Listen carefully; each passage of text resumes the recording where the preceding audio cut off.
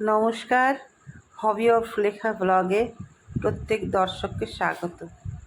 হঠাৎই কি মনে হলো একটু পদ্ম পুকুরে বেড়াতে গিয়ে তারপরে পাশেই আমার ননদের বাড়ি, তো যাই একটু ঘুরেই আসি। তো চলেছি একা। পদ্ম পুকুরটা ঘোরার পরই এখানে এসে দাঁড়ালাম। দাঁড়ানোর পর এখান থেকে বাস ধরতে হবে। বাস ধরার পর এই দেখছে সিঁড়ি বয়ে দিয়ে নিচে নামতে হবে।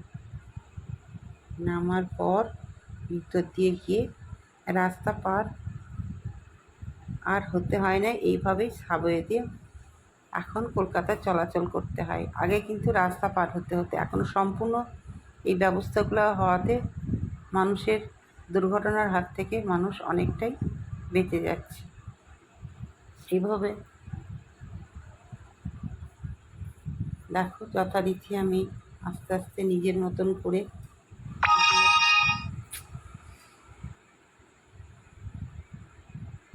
খুব সুন্দর চারিপাশটা গাছ আর গাছ। এই পরিবেশটা ভীষণই সুন্দর, যেহেতু এটা সুজিত বোসের এলাকা, তার জন্য খুব সুন্দর করে উনি মনের মতন করে সাজিয়েছেন। দেখতেই পাচ্ছ এটা আবারও যেতে হবে রাস্তা পার হয়ে, একটা দিক দিয়ে পার হয়ে আর একদিক। কতগুলো রাস্তা গেছে, দিকটাতে খুব সুন্দর দেখতে।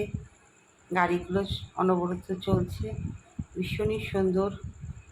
আমি যেতে যেতে কতগুলো মারোয়ারি মহিলাকে সাজগোজ অবস্থায় মাথায় ওড়না দেওয়া, হাতে পুতুল দেখে আমারও কেমন লাগলো, কি এমন আছে আজকের দিন যে এরা এখানে এভাবে যাচ্ছে।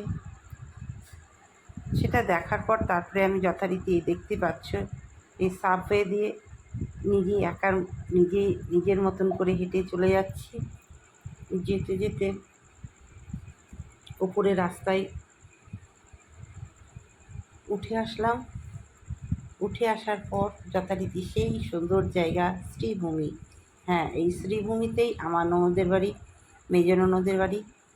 দিদির সঙ্গে দেখা করতে যাচ্ছি, কিন্তু সামনে এত সুন্দর লুকিং ঝর্ণা, দাঁড়িয়ে থাকতে না পেরে কাছে চলে এসে এত সুন্দর লাগছে।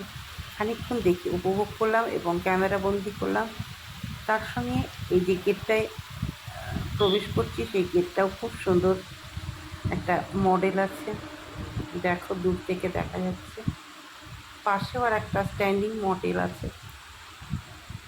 তুমি নিজের মতন করে হাঁটছি, হাঁটতে গিয়ে আবারও দেখছি দলে দলে সব মহিলারা কোলে পুতুল নিয়ে চলে যাচ্ছে।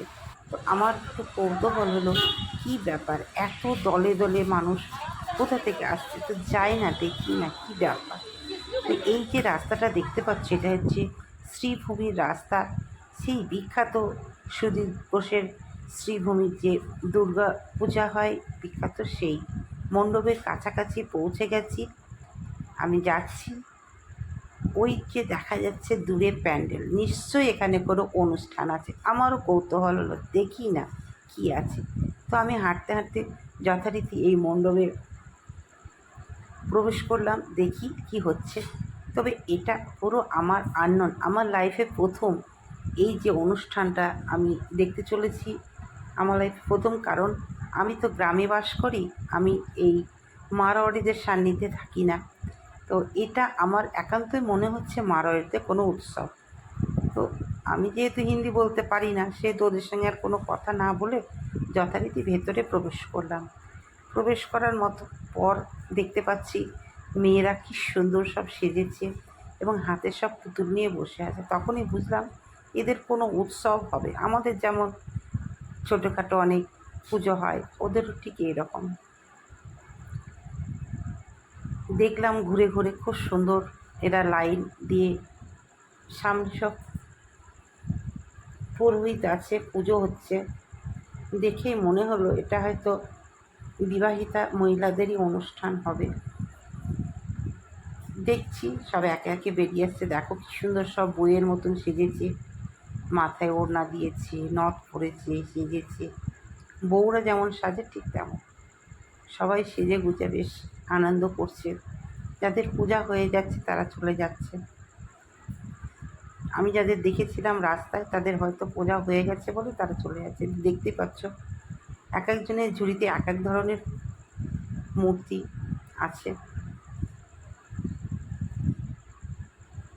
দেখতেই যাচ্ছি, কাছাকাছি গেলাম।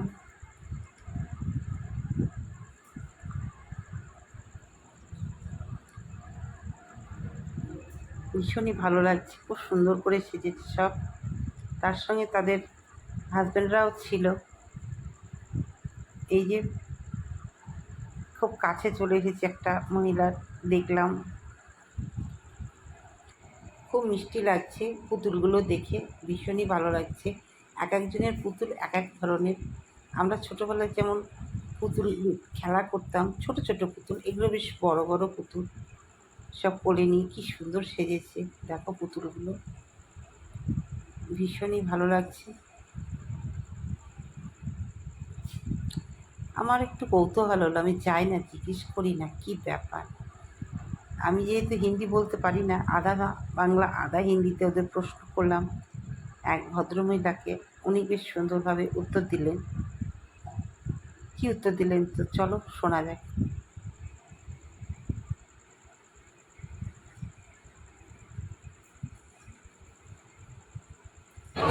পূজা পূজা সম্পর্কে একটু বলুন। বাঙালি हाँ वहीं जा रहे, पहले बाबू हाट जाने का बात था हम लोग का। अब बाबू हाट नहीं जाएंगे, बहुत এই लेट होते हैं সিস্টেম ना। কিভাবে পুজোটা হয় সকাল থেকে উপোস, हाँ পুজোর সিস্টেমটা বলুন। সিস্টেম मिलाना हो गया। मनीषा जी को एक बड़ी माँ की बेटी भी आई है, वो लोग अपनी खुशी है। 10 आधा घंटा हुआ है, আজকে वो लोग 16 मिला দিন के আছে आएंगे तब साथ এই में। দিন আমি এর সখিয়ার সঙ্গে মিলান আনছি তারপরে हाँ बस यही कर देंगे। 16 দিন থেকে ডেলি পুজো হচ্ছে हाँ और आप लोग का सामान हम लोग की गाड़ी में है, हम लोग बस निकलेंगे तो फिर दाम देते हुए निकल जाएंगे। मनीषा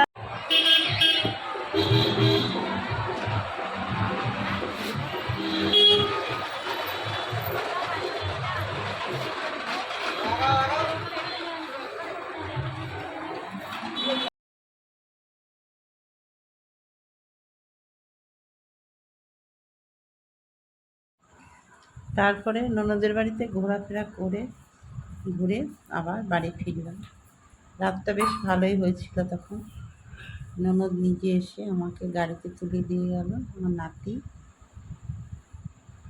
ননদের ছেলে সকলে এসে আমাকে বাসে উঠিয়ে দিয়ে গেল।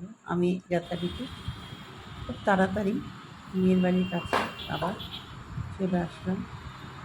খুব ভালো লাগলো। তোমাদের কেমন লাগলো অবশ্যই জানাবে। আবারও ফিরে আসবো নতুন কিছু নিয়ে।